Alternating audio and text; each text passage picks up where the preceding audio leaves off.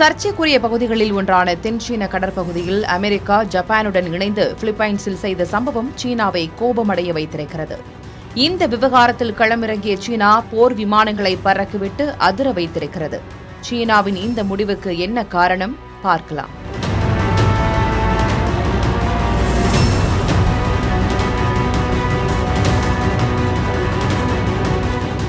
தென்சீன கடல் விவகாரம் குறித்து கடந்த 1948ஆம் ஆண்டு சீன குடியரசு வெளியிட்ட வரைபடத்தின் அடிப்படையில் யூ வடிவ கோடு என்று அழைக்கப்படும் பகுதிகள் அனைத்தும் தனக்கே சொந்தம் என சீனா உரிமை கொண்டாடி வருகிறது. அதேபோல தென்சீன கடற்பகுதியை சீனாவின் அண்டை நாடுகளான Taiwan, Vietnam, Indonesia, Philippines, Malaysia, Brunei ஆகிய நாடுகள் உரிமை கோரி வருகின்றன.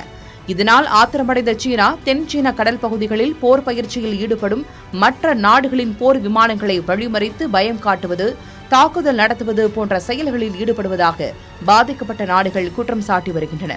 இப்படி பதற்றமான சூழலுக்கு மத்தியில் கடந்த வாரம் தென்சீன கடற்பகுதியில் அமெரிக்கா, ஜப்பான் கடற்படையோடு இணைந்து பிலிப்பைன்ஸ் கடற்படை வீரர்கள் கூட்டு போர் பயிற்சியில் ஈடுபட்டனர். இந்த நிலையில் பிலிப்பைன்ஸுக்கு எச்சரிக்கை விடுக்கும் விதமாக தென்சீன கடல் பகுதியில் சீன ராணுவத்தின் போர் விமானங்கள் குண்டு வீசும் பாணியில் ரோந்து பணியை மேற்கொண்டன.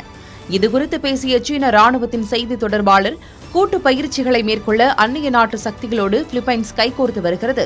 இந்த செயல்பாடுகளை உடனடியாக பிலிப்பைன்ஸ் நிறுத்திக் கொள்ள வேண்டும் என எச்சரிக்கை விடுத்திருக்கிறார். அது மட்டுமின்றி தென்சீன கடலில் சீனாவின் இறையாண்மை பாதுகாப்பு, அமைதி பாதுகாக்கும் நோக்கில் சீன பாதுகாப்பு படைகள் எப்போதும் தயார் நிலையில் இருந்து வருகின்றன. சீனாவின் இறையாண்மைக்கு எதிராக ஏதேனும் முயற்சி மேற்கொண்டால் அது வெற்றி பெறாது என்றும் கூறினார்.